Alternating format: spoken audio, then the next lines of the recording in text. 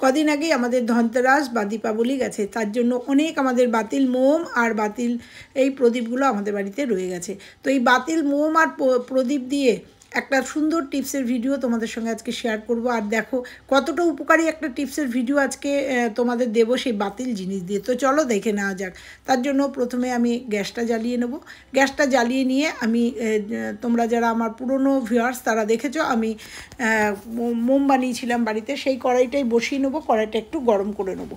কড়াইটা একটু গরম করে নেওয়ার পরে আমরা যে এই যে দীপাবলিতে যে যত মোম বা আমাদের বার্থডে টার্থডে যে আমি গ্যাসটাকে বন্ধ করেই ছোটো গ্যাসটায় ছোটো ওভেনটায় নিয়ে নেবো, ছোটো বার্নারটায় চেঞ্জ করে নিলাম।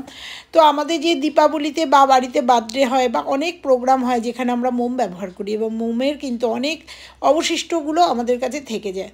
তো সেই রকমই মোম নিয়ে তোমরা এই কাজটা করতে পারো, কিন্তু আমি তোমাদের একদম ফ্রেশ দুটো মোম দিয়ে আমি আজকের টিপসটা তোমাদের দেখাবো।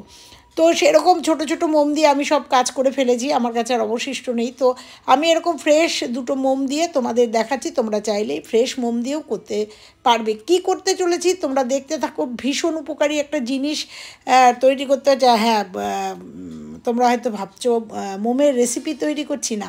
তো দেখো ওই মোম দুটোকে টুকরো টুকরো করে এর মধ্যে দিয়ে দিয়েছি, কারণ লাল আর সাদা দিয়েছি। তোমরা চাইলে শুধু সাদা দিয়ে করতে পারো, চাইলে মাল্টি কালার দিয়ে করতে পারো, তোমাদের যেটা রুচি তোমরা সেটা করতে পারো। তো আমি এই দুটো মোম দিয়ে দিয়েছি। আর দেখো টুকরো করে দিয়েছিলাম জন্য ফিতেগুলো টুকরো হয়ে গেছে, সলতেগুলোও কিন্তু ফেলবো না, এগুলো কিন্তু আমার কাজে লাগবে। তো তুলে রাখলাম। তুলে রেখে এর মধ্যে কিছু জিনিস মেশাবো, আর সেই জিনিসগুলোতেই কিন্তু আমার আজকের টিপসের মূল উপকরণ। তো এটা দিয়ে কি বানাতে চলেছি, এর মধ্যে দেখো আমি কিছুটা দারচিনি দিয়ে দেবো। দু তিনটে টুকরো দারচিনি টুকরো টুকরো করে কেটে এই গরম মোমটার মধ্যে দিয়ে দেবো। তো একদম লো ফ্লেমে করতে হবে যাতে না ফুটে। আর দিয়ে দেবো কয়েকটা এলাচ। এলাচগুলো অবশ্যই ফাটিয়ে দিতে হবে, নাহলে কিন্তু প্রচণ্ডভাবে ফুটবে। তো দিয়ে দেবো কয়েকটা এলাচ। কি করতে চলেছি তোমরা অবাক হয়ে যাচ্ছ না, কি রান্না করতে চলেছি। আর দিয়ে দেবো কয়েকটা লবঙ্গ, অবশ্যই লবঙ্গটা একটু বেশি করে দিতে হবে। তো দিয়ে এটাকে ভালো করে চামচ দিয়ে হোক বা খুব মানে কাঁটা চামচ দিয়ে হোক, একটা কিছু দিয়ে এটাকে ভালো করে নাড়াচাড়া করে নিতে হবে। তো দেখো ভালো করে নাড়াচাড়া করে নিয়ে আমি কিন্তু এখন গ্যাসটা বন্ধ করে দিয়েছি। বন্ধ করে দিয়ে এটাকে ভালো করে নাড়াচাড়া করে নিতে হবে। তাহলে এটা কি তৈরি হলো সেটা অবশ্যই দেখার জন্য অবশ্যই তোমাদের ওয়েট করতে হবে। তো চলো এটা দিয়ে কি তৈরি হলো। তো আর এখানে একটু কালারটা ফেড ফেড লাগছে জন্য আমি একটুখানি রং পেন্সিল, যে ওই যে মোম পেন্সিলগুলো, অয়েল পেস্টার যে পেন্সিলগুলো হয় সেখান থেকে একটু লাল রং দিয়ে দিলাম, যাতে আর একটু কালারটা হওয়ার জন্য। তোমরা ওই মোম রং পেন্সিল দিয়ে যে কোনো কালার করতে পারো, জাস্ট এটা দেখার সুন্দরের জন্য। এদিকে চলে এসেছি। এদিকে কিছু প্রদীপ, যে প্রদীপগুলো আমি রেখে দিয়েছিলাম, এখনও আমার কাছে প্রচুর প্রদীপ আছে। প্রদীপের কিছু কিছু টিপস তোমাদের সঙ্গে দেখাচ্ছি, দুটো একটা করে, অবশ্যই ভালো লাগবে। তো এই প্রদীপগুলোও ফেলে না দিয়ে আমরা কিন্তু এই টিপসটা করতেই পারি। এটা দেখো একদম ধুয়ে পরিষ্কার করে একদম শুকিয়ে নিয়ে এসেছি, দেখতে পাচ্ছ। আমি সেই এইটা দেখালাম না, যেটা অনেকবার দেখিয়েছি কিংবা গরম জল দিয়ে একটু সার্ফ দিয়ে ধুয়ে নিয়ে এগুলোকে রোদ্দুরে শুকিয়ে নিয়েছি। তো দেখো সুন্দর করে শুকিয়ে নিয়েছি, আর এই 4টে প্রদীপেই আমি করব। তো দেখতে থাকো, খুব উপকারী একটা জিনিস তৈরি হতে চলেছে এবং আমাদের খুব উপকারে লাগবে। এদিকে দেখো এটা অনেকটা একটুখানি ইসে রেখেছিলাম। তোমরা চাইলে এই লবঙ্গ এলাচ এগুলো কিন্তু মানে তুলে ফেলে দিতে পারো, কিন্তু না, আমি এর সঙ্গেই দিয়ে দিয়েছি। তোমাদের যেটা সুবিধা সেটাই করবে। তো আমি এইগুলো দানাগুলো শুদ্ধই আমি এই প্রদীপের মধ্যে দিয়ে দিয়েছি। তো দেখো আমি 4টে প্রদীপের জন্য যতটুকু মোম নিয়েছিলাম, 1.5টা মতো ছোটো মোম নিয়েছিলাম, সেই 1.5টা মোমেই কিন্তু আমার এই 4টে প্রদীপ একদম সম্পূর্ণ হয়ে গেল। তো দেখো আমি চামচের সাহায্যে মোমগুলো দিলাম, কারণ যাতে একটু না পড়ে এদিক ওদিকে। তো দিয়ে দিলাম, সুন্দর একটা জিনিস তৈরি হলো। আর কি তৈরি হলো তোমরা ক্রমশ অন্তত এখন হয়তো বুঝে গেছো যে কি তৈরি হলো। তো যে সলতেগুলো তুলে রেখেছিলাম সেটা মোমের মধ্যে জাল হওয়াতে সেগুলো কিন্তু অলরেডি শক্ত হয়ে গেছে, অতএব ওটা কিন্তু এখানে বসাতে কোনো অসুবিধা হবে না। তো এটা একটু জমে যাওয়ার পরে আমি বসাবো। আর তোমরা যদি সঙ্গে সঙ্গে বসাতে চাও তাহলে মোমের ওই সলতেগুলো দিয়ে একটা কাঠি দিয়ে দাঁড় করিয়ে দিও। তো দেখো এই সলতেগুলোকে আমি কেটে নেবো, ছোটো ছোটো করে নেবো, কারণ এখানে অনেক বড় সলতে আমার লাগবে না। এখানে আমি 4টে টুকরো করে নিয়েছি সলতের। তোমরা চাইলে অন্য কোনো সলতেও এখানে ইউজ করতে পারো। তো দেখো অনেকক্ষণ বাদে, মিনিট 10 বাদে এসছি, মোমটা অনেকটা জমে গেছে। আর জমে যাওয়ার পরে কিন্তু সলতেগুলোতে কোনো সাপোর্ট দিতে হবে না, এরা কিন্তু এমনিই বসে যাবে। আমি মোমবাতি বানাতে জানি জন্য আমি এই প্রসেসটা তোমাদের সঙ্গে শেয়ার করলাম। নাহলে এই সলতে বসাতে কিন্তু অনেকের অনেক বেগ পেতে হয়। একটু মোমটা স্টে করলেই কিন্তু সলতেগুলো এমনিই বসে যাবে। তো দেখো বসিয়ে দিলাম।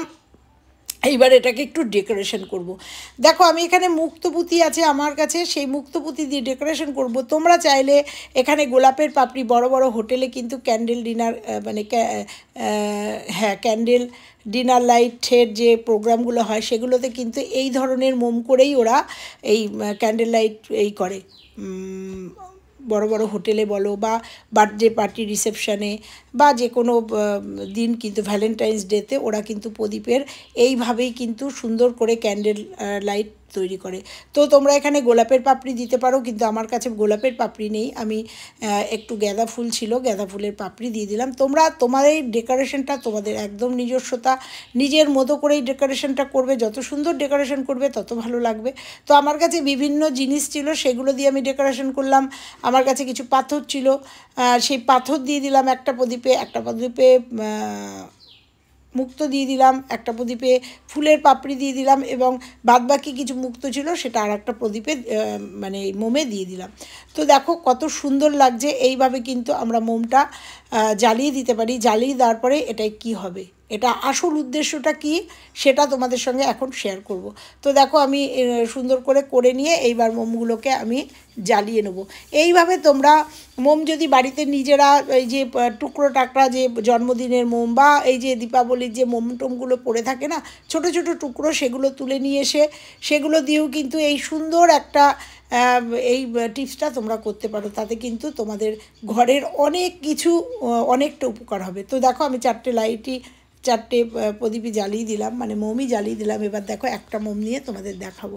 এই মোমটা ঘরে তোমরা ঘুরিয়ে রাখলে ঘরের যত মশা মাছি পোকা মাকড় যাই আছে না কেন সবটা কিন্তু একদম, মশা মাছি কিন্তু একদম দূরে চলে যাবে। কারণ আমরা মোমের মধ্যে যেগুলো মিশিয়েছি, যে মশলাটা মিশিয়েছি, সেই মশলার গন্ধে কিন্তু একদম মশা মাছি কোনো পোকামাকড় কিন্তু আমাদের ঘরে আর প্রবেশ করবে না।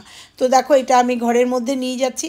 কেমন লাগলো এই টিপসটা? ভালো লাগলে লাইক কমেন্ট শেয়ার, আর চ্যানেলে নতুন হলে চ্যানেলটা সাবস্ক্রাইব করে দিও, দিয়ে পাশের বেল আইকনটা প্রেস করে দিও। শুধু এটা কিন্তু মশা মাছি না, নেগেটিভ এনার্জিও কিন্তু দূর করে পজিটিভিটি ঢোকাবে। তার সঙ্গে সুন্দর একটা স্মেল সারা ঘরে ছড়িয়ে পড়বে। তো এই টিপসটা যদি ভালো লাগে তোমাদের, তোমরা বাড়িতে অবশ্যই করো। তো আজকের মতো বিদায় নেব, এই মোমটা জ্বালাতে জ্বালাতে বিদায় নেব। তো আবার ফিরছি অন্য কোনো টিপসের ভিডিওর সঙ্গে। ততক্ষণের জন্য সবাই ভালো থেকো, সুস্থ থেকো, টাটা।